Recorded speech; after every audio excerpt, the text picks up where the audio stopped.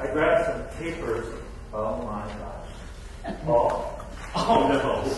I grabbed some papers off of here. It was all the announcements and it had the words to your song on it. Thank you. So sorry. You did an amazing job. Nick always makes a joke that this is not organized religion, and today we really are showing you that. Oh boy. I'm sorry, Paul. I owe you a lot. Those had the big letters.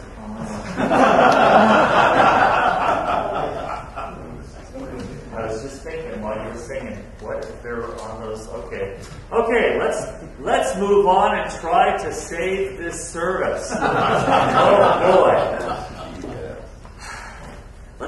Let's pray. Father, I thank you so much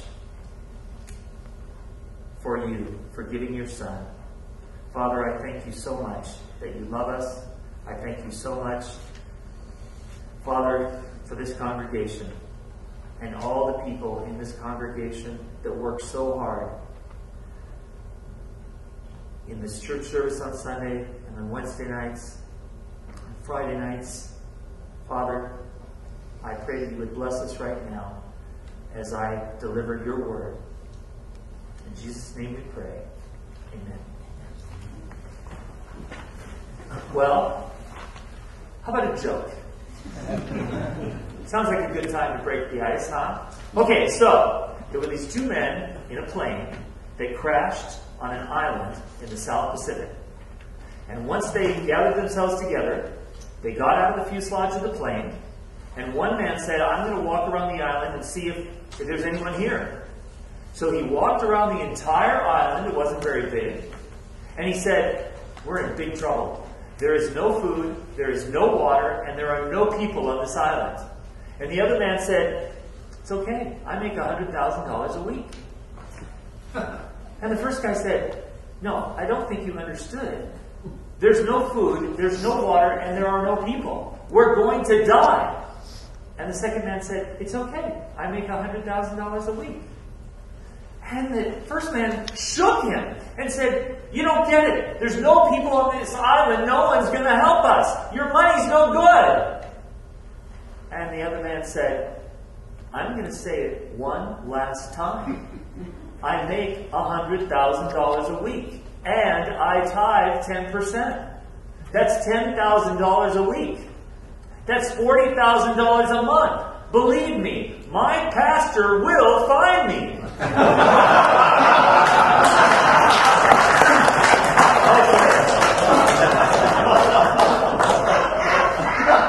So, this morning we are looking, you'll see your insert has Matthew 25:14 through 30. If you would like to follow along with me as I read. The parable of the three servants. Again, the kingdom of heaven can be illustrated by the story of a man. This man is actually Jesus. He's talking about himself. Going on a long trip, he called together his servants and entrusted his money to them while he was gone.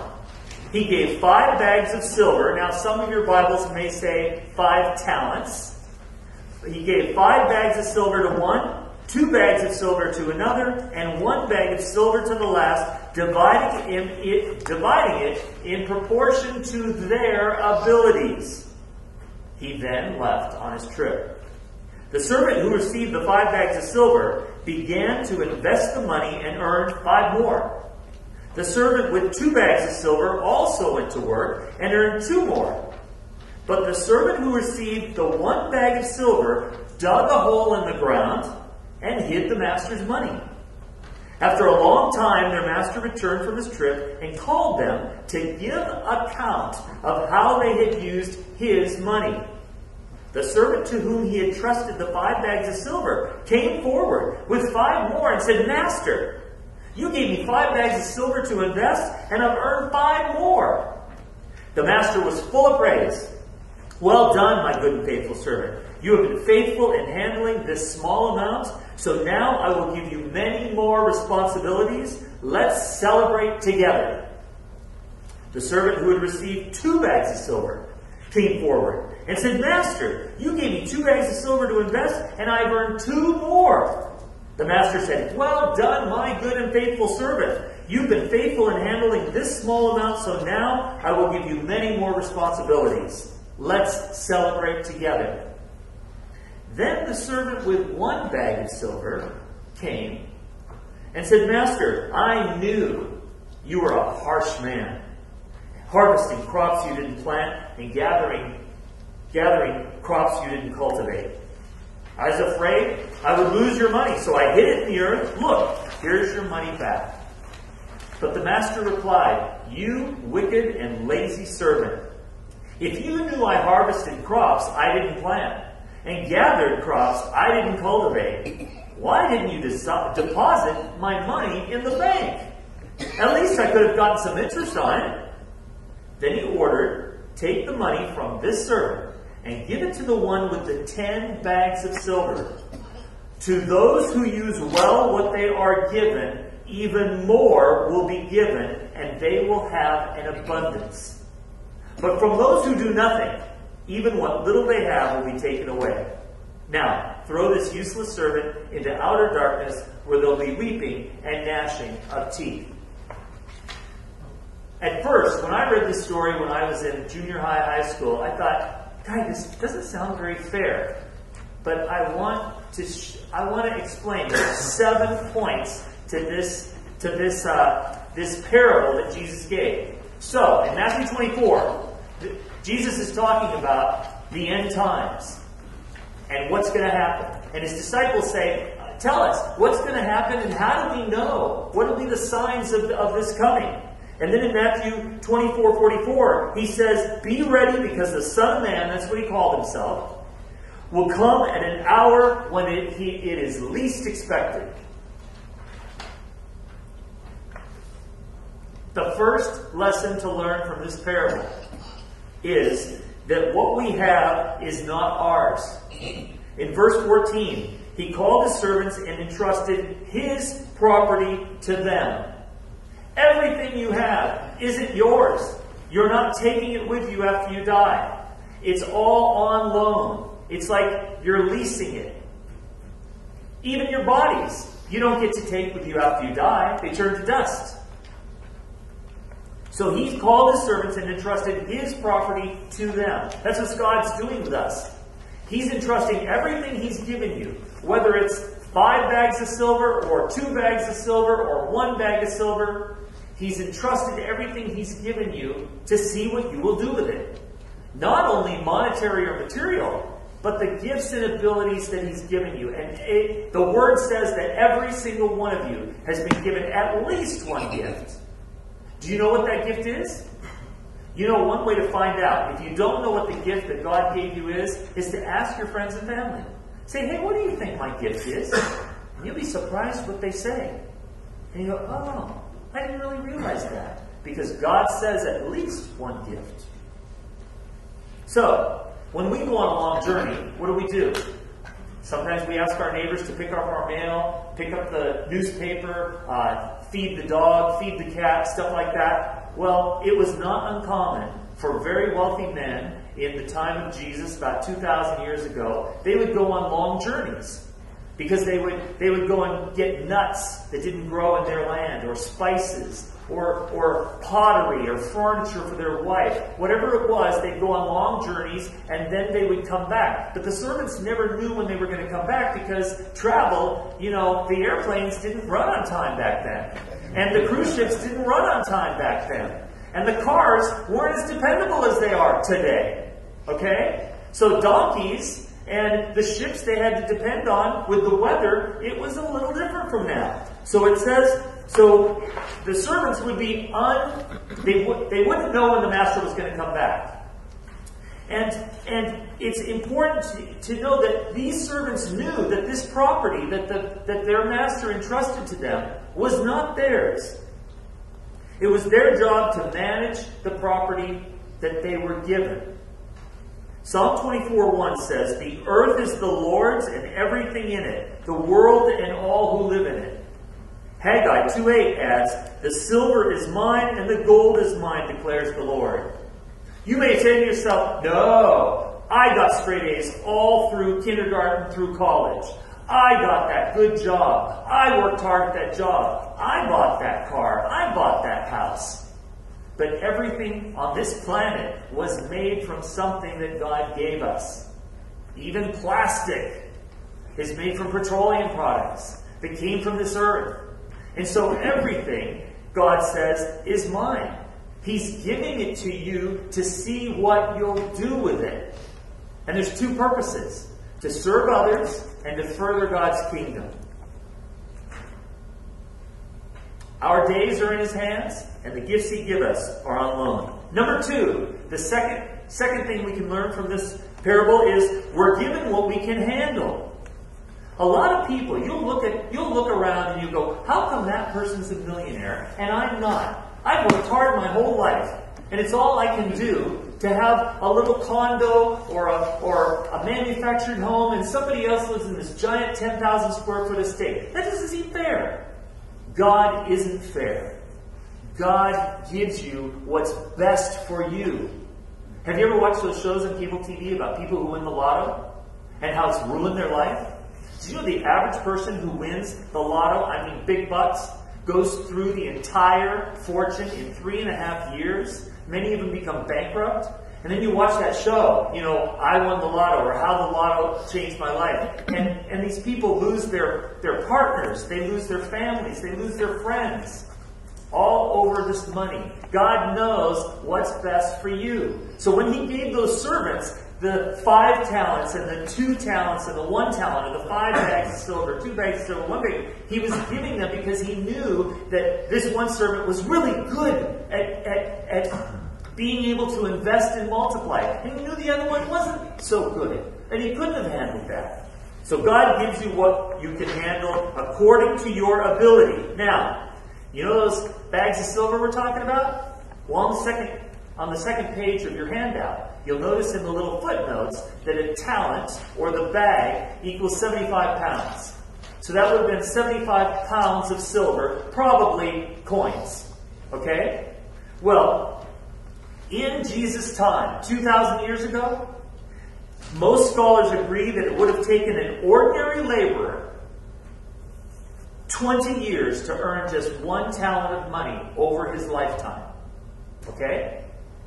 And if you convert that into today's economy with minimum wage, the guy who got 1 bag of silver, that would have equaled $300,000 in today's minimum wage.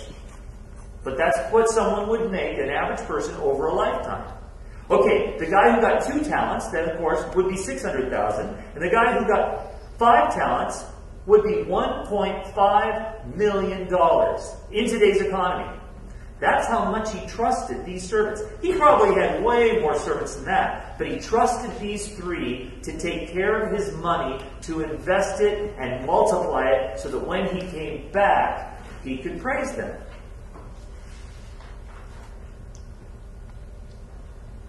And I want you to notice that each servant received according to his ability.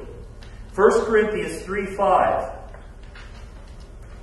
is talking about, some people were saying, and you hear it today, oh, I go to Nick Warner's church, and I go to Rick Warren's church, or I go and hear Billy Graham, or I go to Joel Osteen's church, or whatever it is. And they're proud of the person. And so Paul realized that people were starting to favor some leaders over others. And he says in 1 Corinthians 3:5, he says, what after all is Apollos? And what is Paul? Only servants through whom you came to believe, as the Lord has assigned each to his task. So not only does God give you what you can handle, He assigns everyone a task on this earth. You have what you have because God gave it to you. 1 Corinthians 12:11, which is on the second page of your handout at the very bottom, says, there are different kinds of gifts, service, and workings, and the Holy Spirit distributes these responsibilities to each one just as He determines. Number 3, we must invest what we've been given. This parable tells us that when you've been given something, you've got to invest it. Verse 16 says, it tells us that the man who received 5 talents went at once and put his money to work and gave 5 more. Likewise, the guy with the 2 talents. But in verse 18, it describes the different approach the third servant took. But the man who had received 1 talent went off, dug a hole in the ground, and hid his master's money. Now, I would probably venture to assume that most of us in this room are 1-talent people. Most of us in this room, from the time we start working after we graduate from high school or during high school all the way to the end of our life, we're pretty average. You know, we're not one of those giant mega millionaires or billionaires. And you may feel like, well, I don't have anything to contribute. I don't have much. I don't have much talent. You know, have you noticed when Ken will do a solo, have you noticed after he's done, he always does this? Because he's letting you know that he recognizes that that talent and gift that he has was given to him by God, and he's doing it to serve God and to further his kingdom. That's what we do with our gifts and talents. Ken, when he first started singing and playing the piano, it wasn't like it is today. And he's worked at that and worked at that. And it has become a beautiful gift that he uses to serve God and further his kingdom. Now, I want to tell you about a guy named Antonio. This is an awesome story. So this Antonio wanted to be in the Cremona Boys Choir. So he tried out for the choir, and he had this high squeaky voice, and he didn't make it. So he thought, well, I still want to make music. So he thought, I know, I'll learn to play the violin.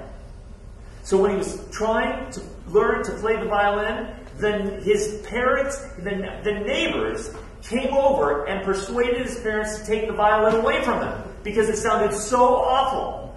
But he still wanted to make music. And you know, his friends and family would kind of laugh at him because the only thing he did well was he would whittle wood. It was the only thing he did well.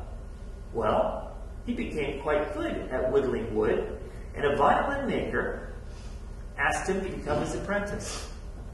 And in his lifetime, Antonio made 1,500 violins when he died. His name was Antonio Stradivarius. Those are the most sought-after violins on this planet. And those violins can fetch often $100,000 or more. And those violins are still making beautiful music to this day. So here this guy, his only gift and talent was whittling wood, and now we have the Stradivarius violin. I think that's an awesome story. So whatever your gift or ability or talent is, use that, multiply it, and ask God to bless it. You know, Zig Ziglar, he's a motivational speaker, and I read his book, See You at the Top, when I was in high school. Awesome book. Really helped me a lot. And he says, you are the only person on earth who can use your ability. The Bible says that God knit you together in your mother's womb. God made you the way you are for a reason. And nobody can use the ability you have better than you. So God's saying, use it. Invest it. Multiply it. Don't hide it in the ground. Number 4, there is going to be a day of accountability. In verse 19, it says, after a long time, and Jesus said, when he left, he was coming again. After a long time, the master of those servants returned and settled accounts with them. We will be settling accounts with God.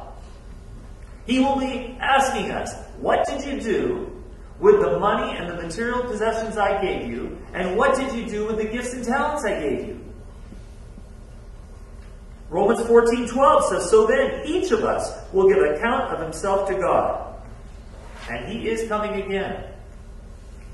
Big or small, whatever your ability is, use it for the Lord. Now, 1 John 2:28 says, and now, dear children, continue in him, so that when he appears, we may be confident and unashamed before him at his coming. You need to be in the habit of asking this question. Every time you do anything with your money or what you're doing, you say, how will my money management or this decision to serve or not serve look on the day of accountability? A lot of times we do things that we think will benefit us. How about if we start saying, hey Lord, what would you like me to do with this? How would you like me to handle the gifts and abilities you've given me? Number 5, what we do with what we have reveals our view of God. Did you hear that? What we do with what we have reveals our view of God. What does that mean?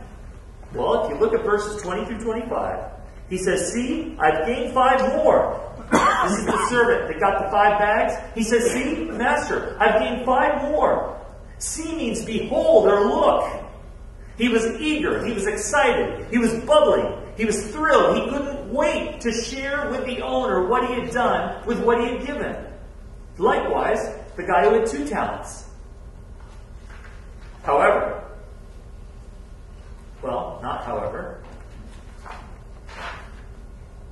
Jesus said a similar thing in Luke 6:38.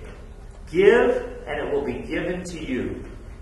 So the two faithful servants received what? They received affirmation. The master said, great job, well done. They received promotion. Since you've done so well with what I gave you, I'm going to give you even more responsibility. And they received celebration.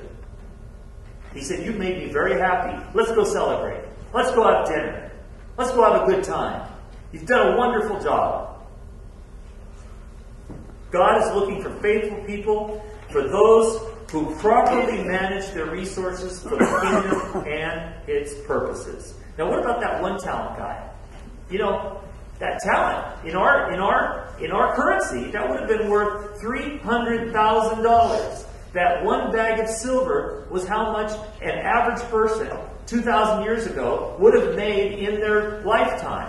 And I say lifetime, 20 years, because, you know, people didn't have antibiotics back then. Sometimes they died early.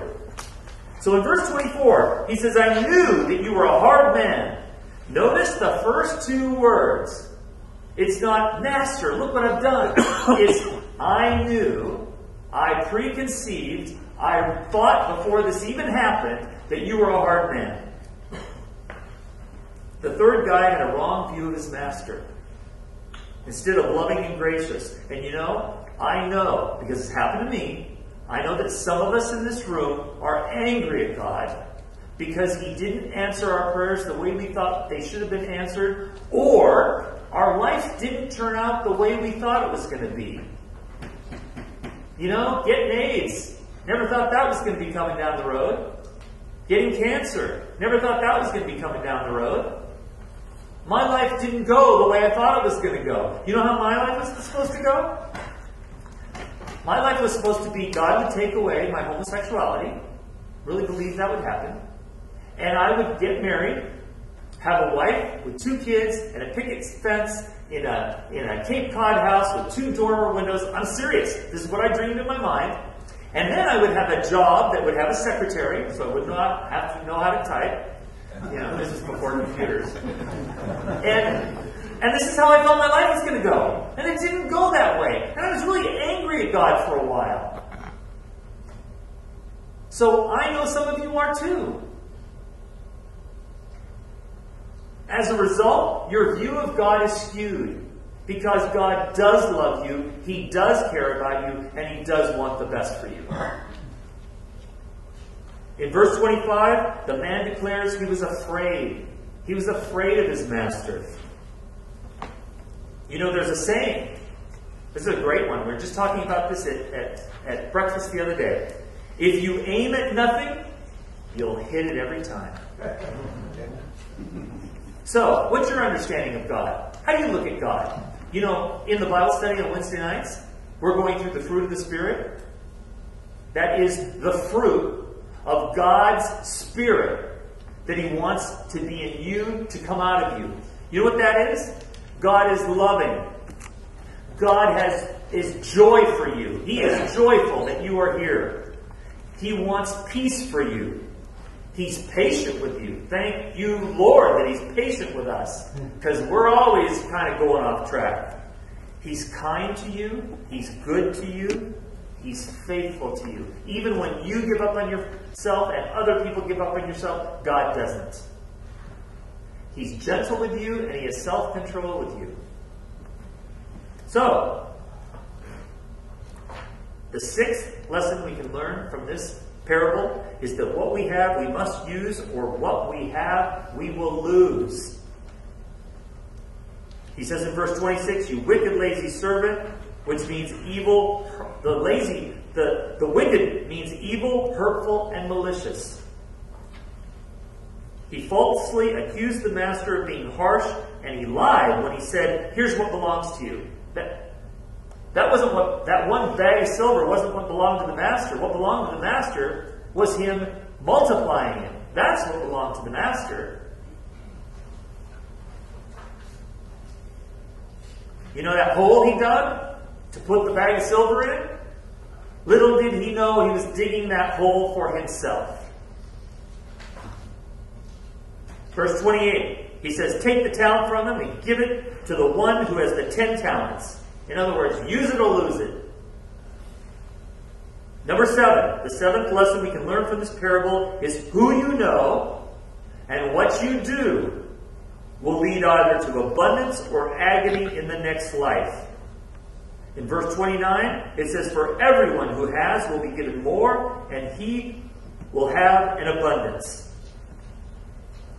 Then it says that the worthless servant was thrown outside into the darkness where there will be weeping and gnashing of teeth. That is used other areas in the Bible to describe hell.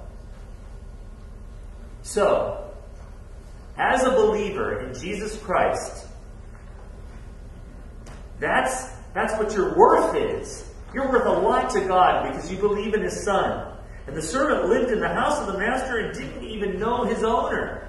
There's so many people on this planet that don't even know the Creator God who made all of this and gave all of this for us to enjoy and to use and to multiply. And look what man has done. We've gone from, inventing a stone wheel and a cart to we've got airplanes. I mean, it still marvels me to see an airplane flying through the sky. Look what we've done with what God's given us. It's pretty cool. One of the distinguishing marks of a true Christian is service and giving. In conclusion, what we have is not ours. Verse 14. We're given what we can handle. Verse 15. We must invest what we've been given. Verse 16. A day of accountability is coming. Verse 19. What we do with what we have reveals our view of God. Verses 20 through 25. What we have we must use, or what we have we will lose. Verse 26. Who you know will lead to either abundance or agony in the next life. Verse 29. Our responsibility is to use our ability to invest in God's purposes. Jesus has placed His business into our hands and will someday return to judge our faithfulness. Are you partnering with Him, or are you making excuses? Now, the title of this sermon is the answer that you don't want to give God. And that answer is, oh God, of all the money and all the material possessions that you gave me in my lifetime, and of all the talents and abilities that I had, I buried them, and I didn't use them for your kingdom or for others. That's the answer you don't want to give God.